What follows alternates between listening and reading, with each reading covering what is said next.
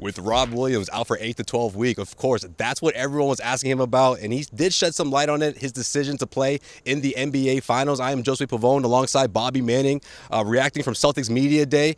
Rob talked about how, look, he made a decision as a man to play in the NBA Finals, and he doesn't regret that one bit. What is that going to mean for him this upcoming season? We'll have to wait and see, but it seems like he sounds pretty positive about his recovery time and how this whole thing's going to play out. Yeah, it seems like Rob will be out into December, close to Christmas with this kind of prognosis here. It's a big blow to this team, certainly, with everything else going on.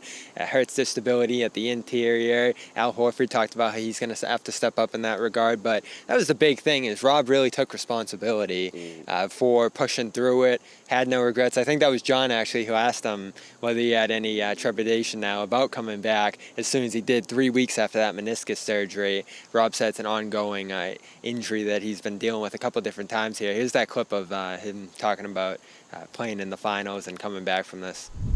You mentioned it was your decision to come back last year in the playoffs, and obviously you were playing, battling something, and you had to rest and keep it together. Are you still are you still solid in that decision or decision to have come back? Are you worried at all that it might have set you back? No, I'm still. I played in the finals, man. You know what I'm saying? You win some, you lose some, but I don't regret my decision at all. I was 24 years old. My dreams were playing the finals, dog. Can't regret that shit.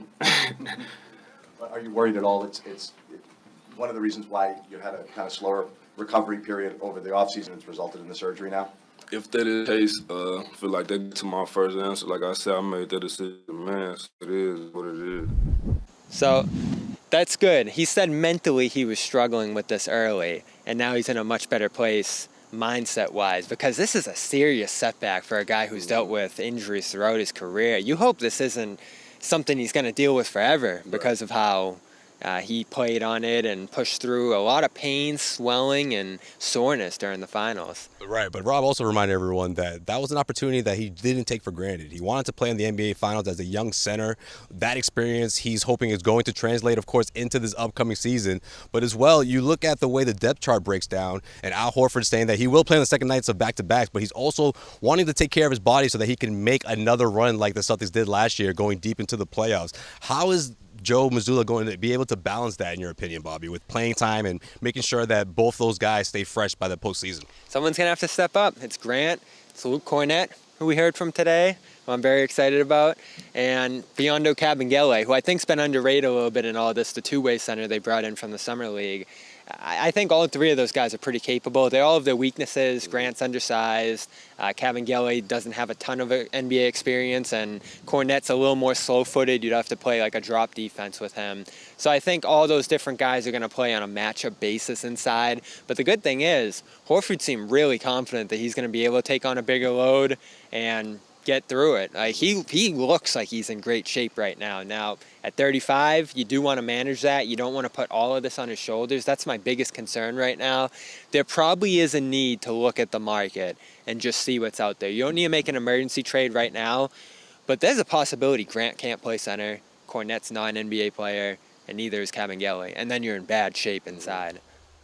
Yeah, absolutely. And this report is brought to you by our good friends over at calm.com. Head over to calm.com/garden for 40% off of a premium subscription. That's just for watching us. That's right. That's calm.com/garden to cash in on that premium subscription. You know, Bobby, Grant Williams obviously a big part of this as well. I got the chance to ask him about what he's been doing during the offseason, how he's going to address this upcoming season. He did improve on his three-point shot last year, but this year he's talking about taking advantage of the offense, but looking for other shots, right? Maybe in between, maybe off the dribble, trying to catch defenses off guard.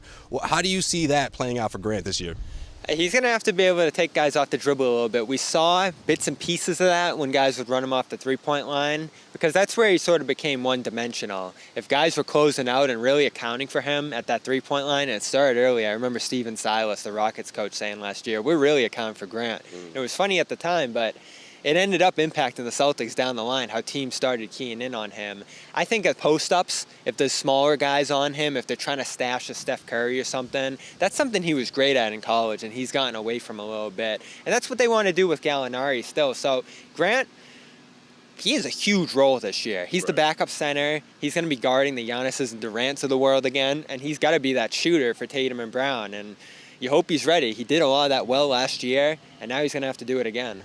And finally, Grant was also asked about his contract situation, of course, and he's saying that he's going to let the agents take care of that. He's going to focus on basketball like he usually does. But how much does this play a part, Bob? Because like you said, I mean, if things don't pan out well in that front court with Robert Williams sideline, and you're not quite sure what Al Horford, and you want to add somebody else because you want to preserve Al Horford for the entire year as Peyton Pritchard's getting ready to head out of here. Where do you is that something that you think plays a part in a sense that if the Celtics are able to bring in someone outside help, does that mean that they won't be so eager to give him a contract extension, or does it really just boil down to how things translate on the basketball court? I think there's confidence that a deal is going to get done there eventually. I don't think there's any incentive now for either side to get it done immediately. And a lot of players don't extend, right? Like Tyler Hero hasn't gotten one. There's a number of different guys in this class who just haven't gotten paid yet. And some of that, the Celtics are in the tax big time, and they want to have some flexibility here, I'd imagine. And listen, is there any incentive for Grant to take less now? Like, he just had a great year, 40% shooter. He does that again, it's a chance he's making, and Jake Fisher reported this, $20 million a year. Like, it sounds crazy, but that cap's about to go up, up, up. So I think there's incentive for Grant to go to the market. I think there's incentive for the Celtics to wait, because that can be a shaky contract if he's more year 2 Grant than year 3 Grant. So patience, I think, is warranted there. He's a restricted free agent next summer. It's not like you're at risk of losing him at that point. You can always match any deal he ends up getting. Yeah, I agree with that, Bobby. I just think this is like you said, it's such a big year for Grant. This could be like, and we talked about this a couple of weeks ago on the Garden Report, where like that transition year where you separate yourself from being one of the younger players to being the veteran, being one of those top guys in the front court. That's a starter, or if not, you're in at the end of games. Just someone that this team essentially could rely on. I mean, look, we talked about, or at least I mentioned, him being the new quote unquote Al Horford. But what I mean by that is just him making that leap into being one of the true leaders of this team, which it seems like that's where his trajectory is heading right now. That's what they need. It's time for him to level up, because Al's getting older. Rob's got injury concerns. Is Grant the future center of this team? That's probably something you're going to have to address with a different player if Rob isn't able to fulfill that, because that's who Rob is right now. But I do look at Grant as the future power forward of this team, certainly. This report is brought to you by Athletic Greens. Head over to athleticgreens.com/garden, where you can get a year's supply of vitamin D and 5 travel packs just for watching the Garden Report. That's athleticgreens.com/garden. And that's going to do it for us outside of Celtics Media Day. I am Josue Pavon. He is Bobby Manning. Head over to clnsmedia.com for plenty of more coverage. And, of course, follow us on all social media platforms at CLNS Media.